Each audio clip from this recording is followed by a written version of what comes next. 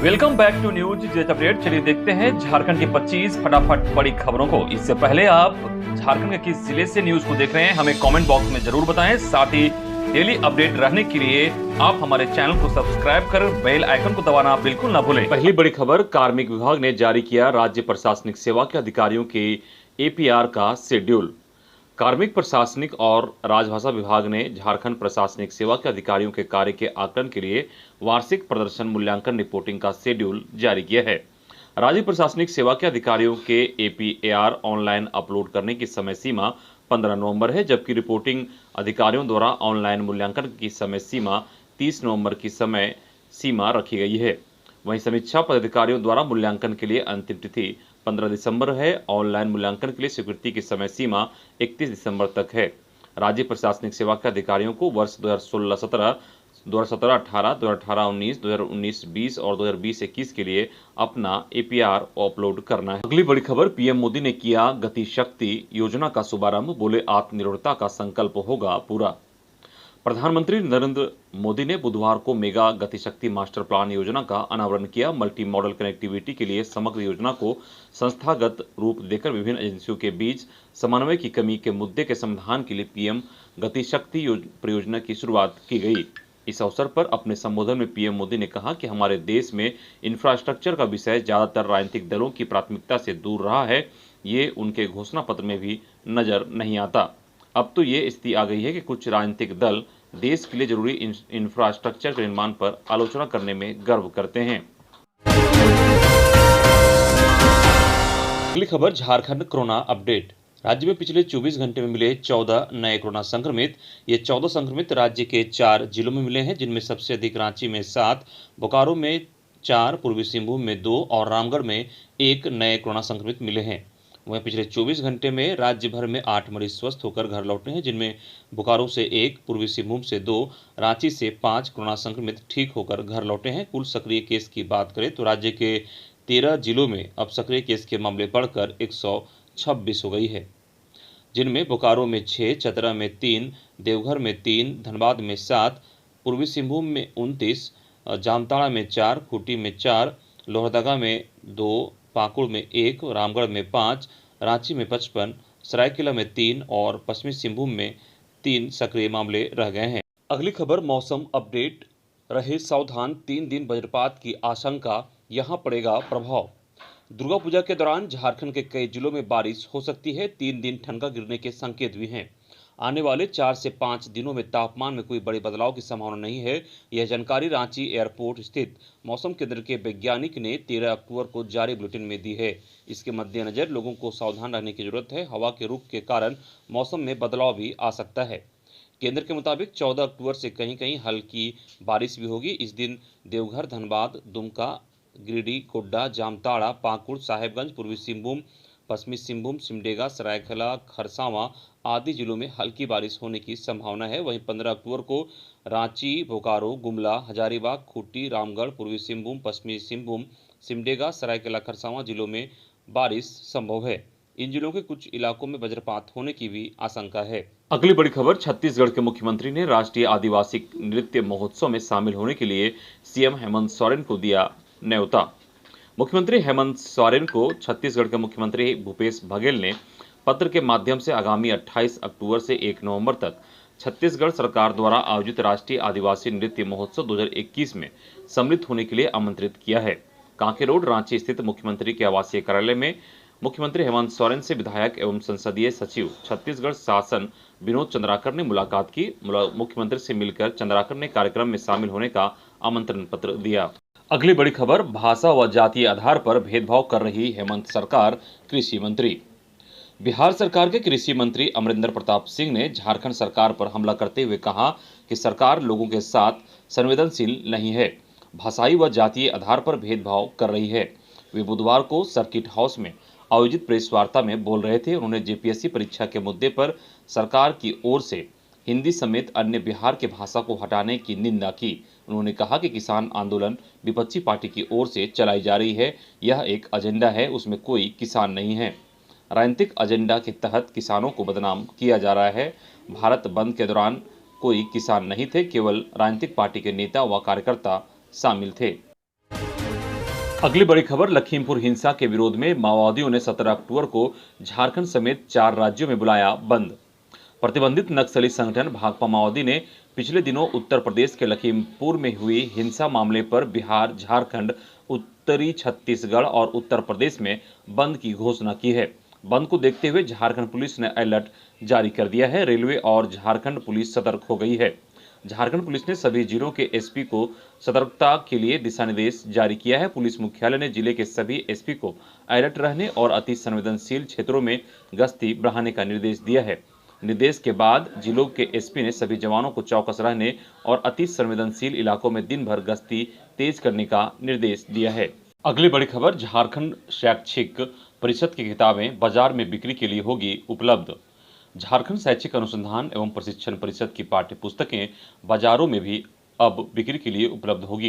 परिषद ने पुस्तकों के प्रकाशन को लेकर प्रकाशकों के चयन के लिए टेंडर प्रक्रिया शुरू कर दी है। परिषद ने शैक्षणिक सत्र 2022-23 में कक्षा 1 से 8 के सभी बच्चों तथा कक्षा 9 एवं 10 के छात्राओं को निःशुल्क पाठ्य पुस्तकें उपलब्ध कराने को लेकर भी प्रकाशकों के चयन की प्रक्रिया शुरू कर दी है। इससे बच्चों को समय पर पुस्तकें मिल सकेगी। बता दें कि सरकारी स्कूल में पढ़ने वाले कक्षा 1 से 8 के सभी छात्र छात्राओं को समग्र शिक्षा अभियान के तहत पुस्तकें दी जाती हैं। वहीं राज्य सरकार की योजना के अंतर्गत कक्षा 9 एवं 10 की छात्राओं को निःशुल्क पुस्तकें दी जाती हैं। अगली बड़ी खबर, राज्य के बच्चों का कैंप लगाकर बनेगा आधार कार्ड।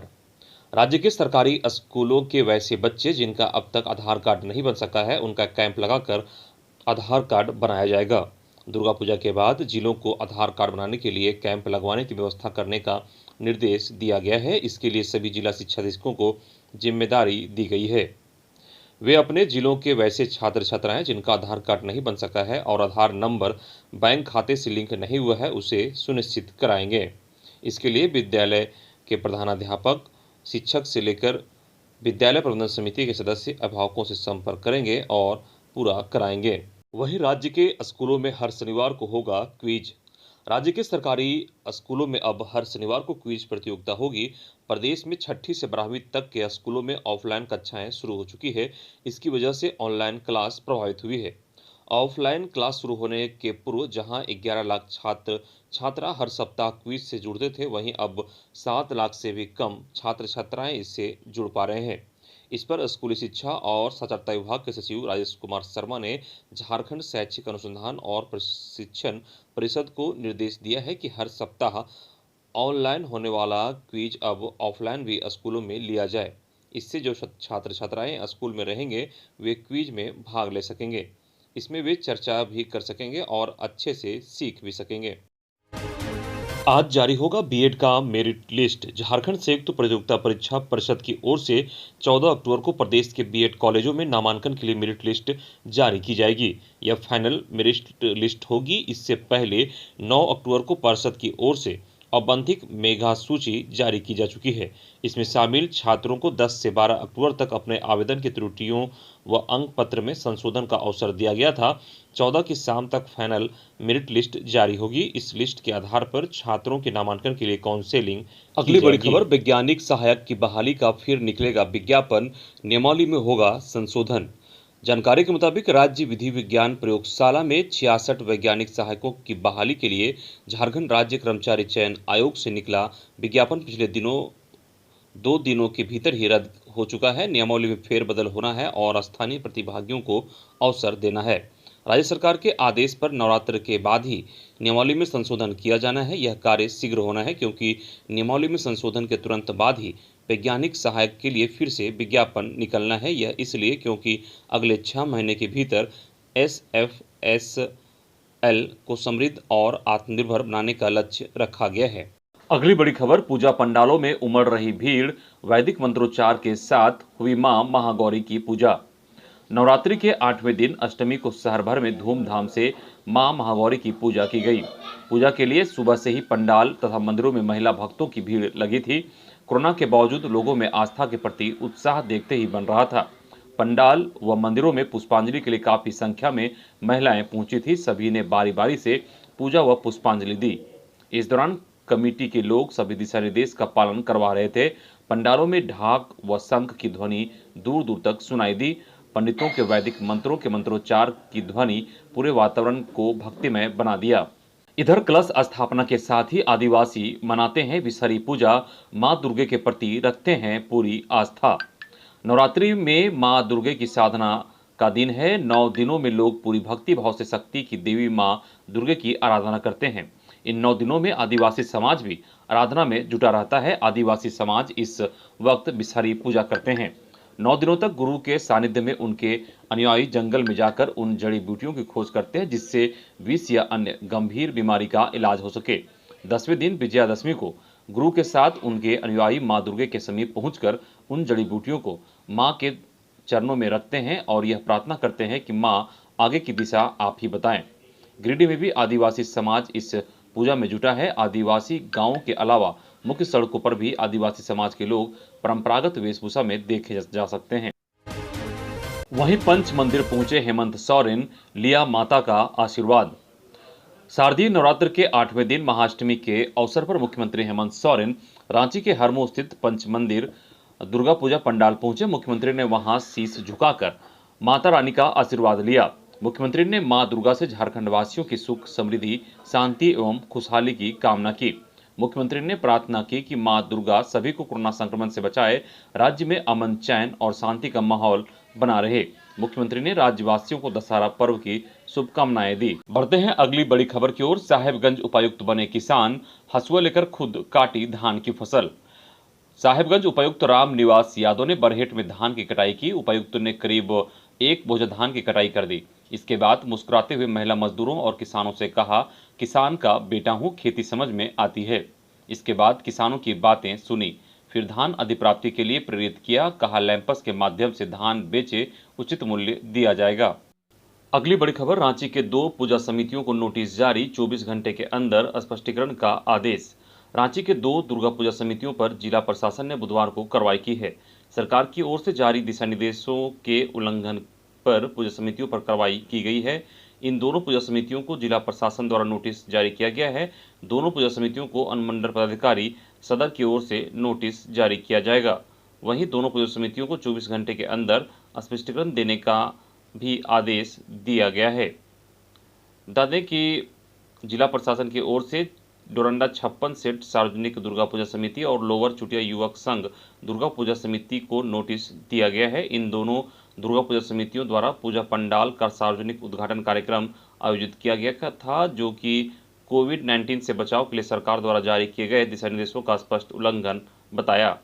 अगली बड़ी खबर, आवेदन पर कार्रवाई नहीं होने से युवक ने की आत्महत्या, ग्रामीणों ने घेरा गल्फरबाड़ी ओपी एएसआई से धक्का मुक्की।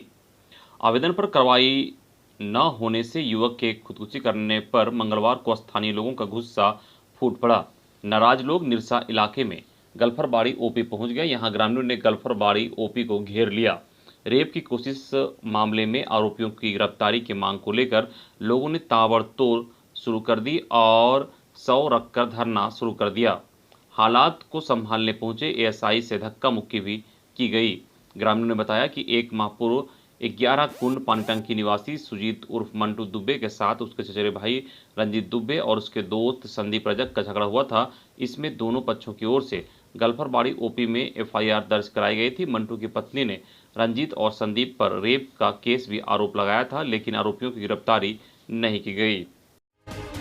अगली बड़ी खबर, हजारीबाग में 14 साल की दुष्कर्म पीड़ित ने बच्चे को दिया जन्म, 8 माह के गर्भ के बाद दर्ज हुई थी प्राथमिकी। हजारीबाग से एक चौंकाने वाली खबर सामने आई है। जिले में एक 14 साल की नाबालिग दुष्कर्म पीड़िता ने बच्चे को जन्म दिया है। इस संबंध में 8 माह के गर्भ के बाद पिलावल ओपी में शिकायत की गई थी। पुलिस आरोपित को अब तक गिरफ्तार नहीं कर सकी है। उसकी गिरफ्तारी को लेकर बरही में छापेमारी की गई थी। दुष्कर्म पीड़िता ने सदर अस्पताल में बच्चे को जन्म दिया है।